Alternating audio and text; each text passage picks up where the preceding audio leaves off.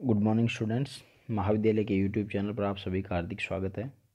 अपन ने पिछले दो वीडियो में हॉब्स के सामाजिक समझौते सिद्धांत के बारे में पढ़ा था, जिसमें हॉब्स का परिचय, उनकी कृतियाँ, उनके बारे में चर्चा की थी।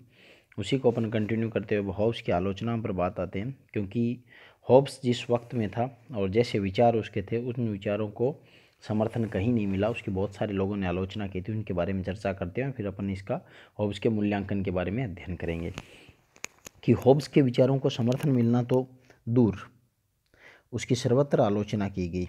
कोई समकालीन कोई भी पक्ष उसके पक्ष में नहीं था उस वक्त। जितने भी थे सब, चाहे, क्योंकि उसका जो कारण था वो था कि जो निरंकुश राजतंत्र के जो समर्थक थे वो उनके व्यक्ति स्वेच्छा के सिद्धांत और देवी निराकरण के सिद्धांत के कारण खिलाफ हो गए।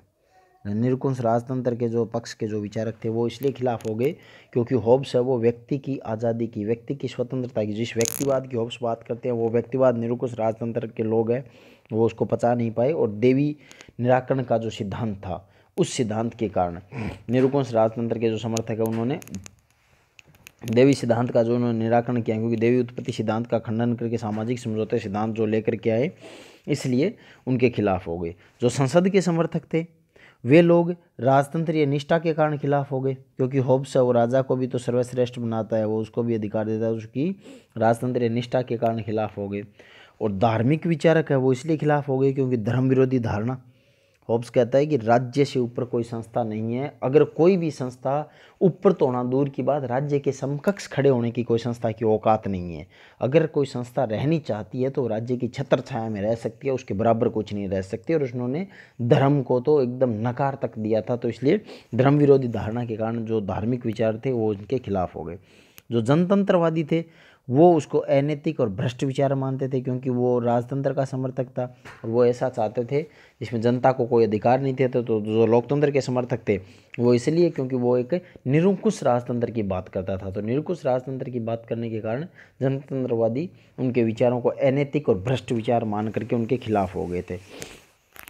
व्यक्तिवादी जो थे वो राज्य में व्यक्ति स्वतंत्रता और मौलिक अधिकारों की घोषणा के अभाव में भयभीत थे, क्योंकि व्यक्ति हॉब्स स्वयं हालांकि व्यक्तिवादी था, लेकिन व्यक्तिवादी होते हुए भी वो न तो व्यक्तिगत स्वतंत्रता की बात करता था और न ही वो मौलिक अधिकारों की बात उन्होंने की। तो इन सब के कारण जो व्यक्तिवादी विचारक थे वो इसलिए उनके खिलाफ हो गए कि उन्होंने कहीं पर भी मानवीय स्वतंत्रता का जो उल्लेख है वो इसलिए वो नहीं कर पाए थे।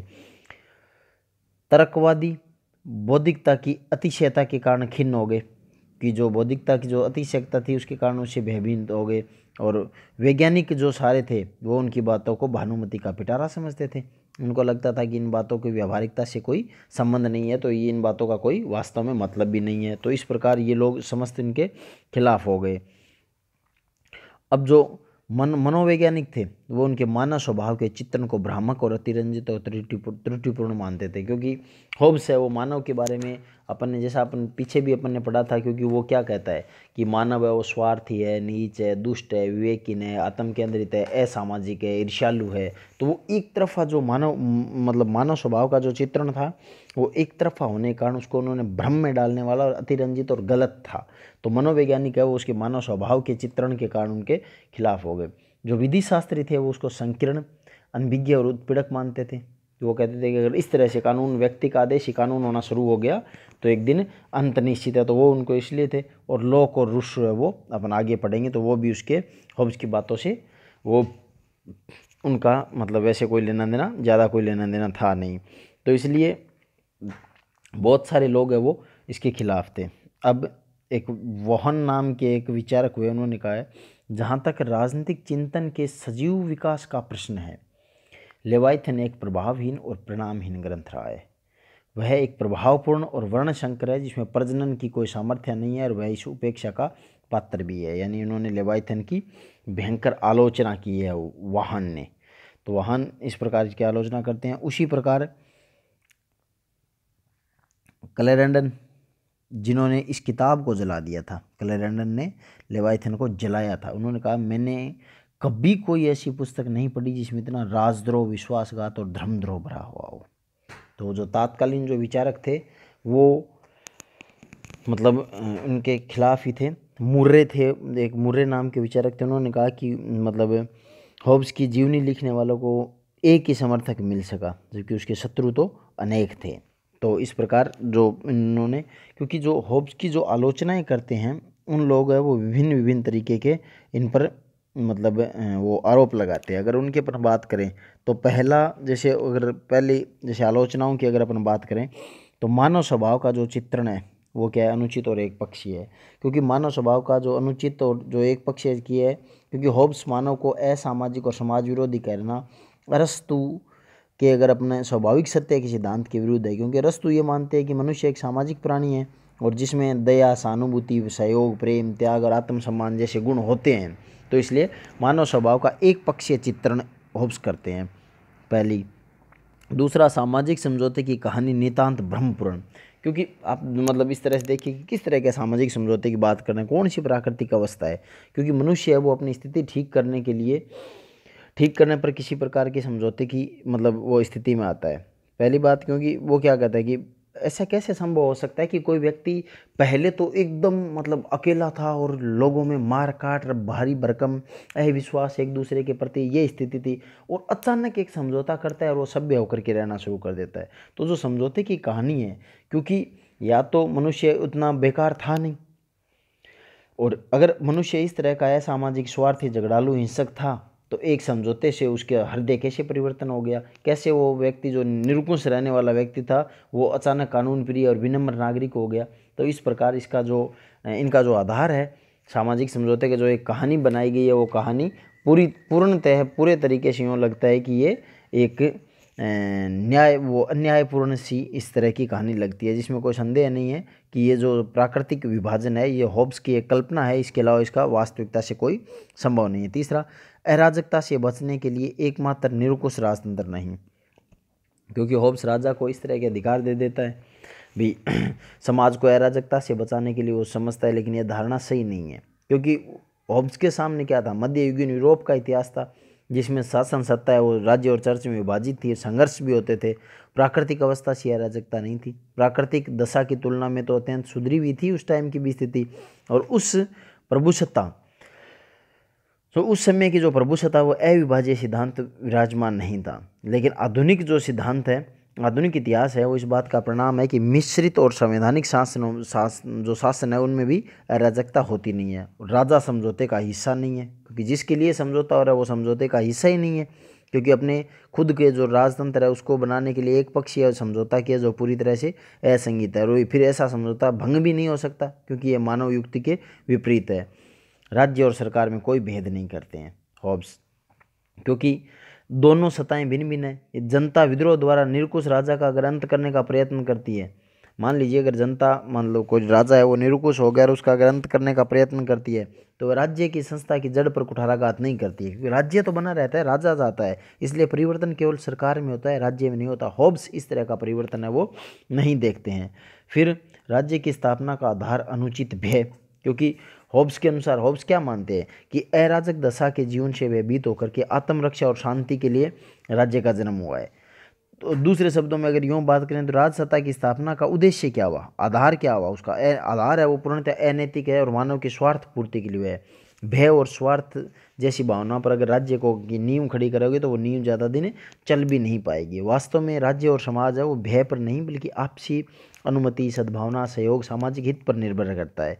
तो इसलिए इस तरीके का जो ये हॉब्स में एक बड़ा दोष है, क्योंकि संपूर्ण जीवन है वो एक व्यक्ति पर केंद्रित करके और सब व्यक्तियों को बाहर बना देते हैं राज्य का, इस तरह से राज्य की उत्पत्ति करके।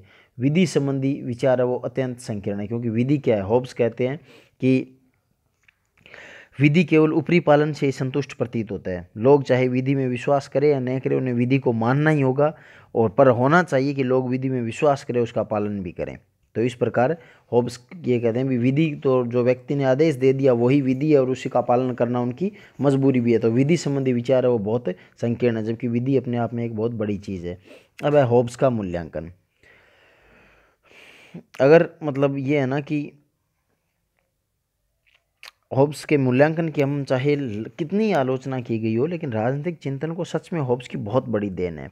अगर अपन, क्योंकि राजनीतिक जो शास्त्र है उसकी विस्तृत और व्यवस्थित पद्धति का निर्माण करने वाला प्रथम अंग्रेज विचारक हॉब्स थे।